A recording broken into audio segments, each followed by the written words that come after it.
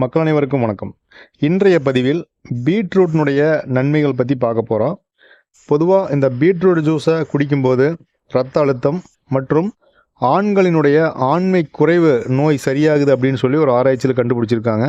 அதை பற்றி இன்றைக்கி நாம் பார்க்க போகிறோம். பொதுவாக அந்த பீட்ரூட்டில் என்னென்ன சத்து இருக்குது, எவ்வளோ சாப்பிடணும், எப்போ சாப்பிடக்கூடாது, என்னென்ன நோயை சரி பண்ணுது அப்படிங்கிறத இன்றைய பதிவில் கொஞ்சம் சுருக்கமாகவும் தெளிவாகவும் பார்ப்போம். அதுக்கு முன்னால் நம்ம வைத்தீஸ்வரா சேனலை நீங்கள் சப்ஸ்கிரைப் செய்யாமல் இருந்தீங்கன்னா அவசியம் சப்ஸ்கிரைப் பண்ணிவிட்டு அந்த பெல் ஐக்கான் ஆன் பண்ணிங்க. பதிவை பார்த்துட்டு இருக்கிற இந்த நேரத்தில் அப்படியே அந்த பதிவுக்கு ஒரு லைக் பண்ணிக்கங்க. பீட்ரூட்டில் அதிகப்படியான இரும்பு சத்து இருக்குது. போலேட் அப்படிங்கிற சத்தோட வைட்டமின் B12 போன்ற சத்துக்கள் இருக்குது. இந்த சத்துக்கள் இரத்த அணுக்களின் உற்பத்திக்கு வேண்டிய சத்துக்களை வளமாக உடம்புக்கு கொடுக்குது. அதனால் உடம்புல இரத்த அணுக்களினுடைய அளவு சீராக இருக்க வேணும்னு நினச்சா பீட்ரூட் ஜூஸை அடிக்கடி குடிக்கிறது நல்லது. மேலும் இந்த பீட்ரூட் ஜூஸ் குடிக்கிறதுனால இதில் உள்ள நைட்ரிக் ஆக்சைடு இரத்த நாளங்களை விரிவடைய செய்யுது. உள் உறுப்புகளுக்கு தேவையான இரத்த ஓட்டத்தை சமச்சீராகவும் சம அளவிலும் அதிகரிக்க செய்கிறதுக்கு இது உபயோகமாகுது. இதனால் ஆண்களின் ஆண்மைத்தன்மை அதிகரிக்குது. பீட்ரூட் ஜூஸை குடிக்கும்போது கல்லீரலில் இருக்கிற பாதிக்கப்பட்ட செல்கள் புதுப்பிக்கப்படுது. இரத்த அழுத்தம் அதிகமாக இருந்தாலும் ஆண்மை குறைவுக்கு காரணமாக இருக்குது.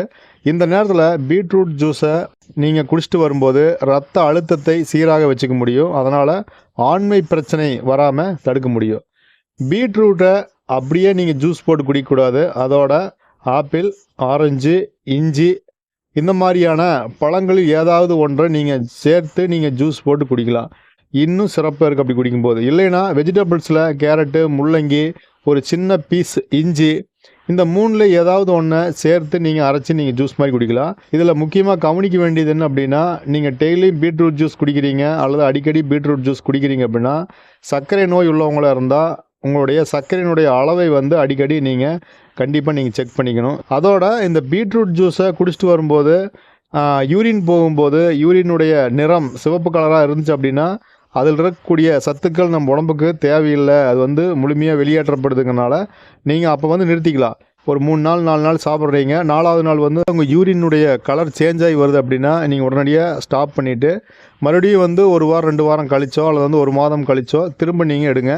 அதில் யூரினுடைய கலர் மாறி வரும்போது மட்டும் நீங்கள் அதை ஸ்டாப் பண்ணால் போதும். இதில் பயப்படக்கூடிய அளவுக்கு ஒன்றும் கிடையாது. பீட்ரூட் ஜூஸை தினமும் 1 டம்ளர் நீங்கள் குடிச்சிட்டு வந்தீங்க அப்படின்னா உடம்பு சுத்தமாகிறதோட கல்லீரல் பிரச்சனை இருந்தாலும் சரியாகும்.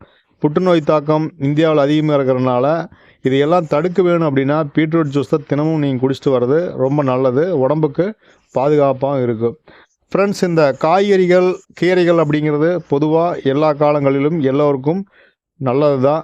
இதில் ஏதாவது சந்தேகம் இருக்குது அப்படின்னா நீங்கள் எங்களையோ அல்லது நீங்கள் உங்கள் மருத்துவரையோ நேரில் சந்தித்து முறையாக எப்படி குடிக்கிறது, எந்த அளவில் குடிக்கிறது, இதை குடிக்கும்போது ஏதாவது சைடு எஃபெக்ட் இருக்குதா, இது யாரெல்லாம் குடிக்கலாம், என்னுடைய ஆலோசனை நீங்கள் வாங்கி குடிச்சிக்கலாம். ஸோ அதனால் நீங்கள் இதை ஆலோசனை பண்ணிவிட்டு குடித்தாலும் குடிக்கலாம், இல்லை நம்பிக்கையோடு நீங்கள் குடித்தாலும் குடிக்கலாம். சரிங்களா?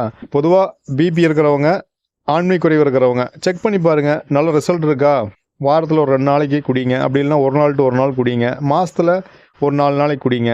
கொஞ்சம் பெட்டராக ஃபீல் பண்ணுறீங்க அப்படின்னா இந்த மாதிரி நீங்கள் பண்ணிக்கங்க. ஸோ இது கண்டிப்பாக சைடு எஃபெக்ட் கிடையாது. ஒரு சிலருக்கு என்ன ஆகும் அப்படின்னா ஒரு காலையில் குடித்ததும் ஒரு குமட்டல் உணர்வு ஏற்படலாம், லேசாக தலை சுற்றல் ஏற்படலாம். ஒரு சிலர் சொல்கிறாங்க இந்த மாதிரி குடித்தா இந்த மாதிரி இருக்குதுன்னு சொல்கிறாங்க. ஸோ உங்களுக்கு அந்த மாதிரி இருந்துச்சுன்னா அதனுடைய அளவை குறைச்சிக்கங்க. இப்போ 100 ml குடிக்கிறீங்கன்னா ஒரு 50 ml நீங்கள் குடிச்சிக்கலாம். ஆக மொத்தம் ஏதோ ஒரு வகையில் நீங்கள் எடுத்துட்டீங்க அப்படின்னா உடம்புல இருக்கக்கூடிய இந்த நிறைய பிரச்சனைகள் சால்வ் ஆகும்.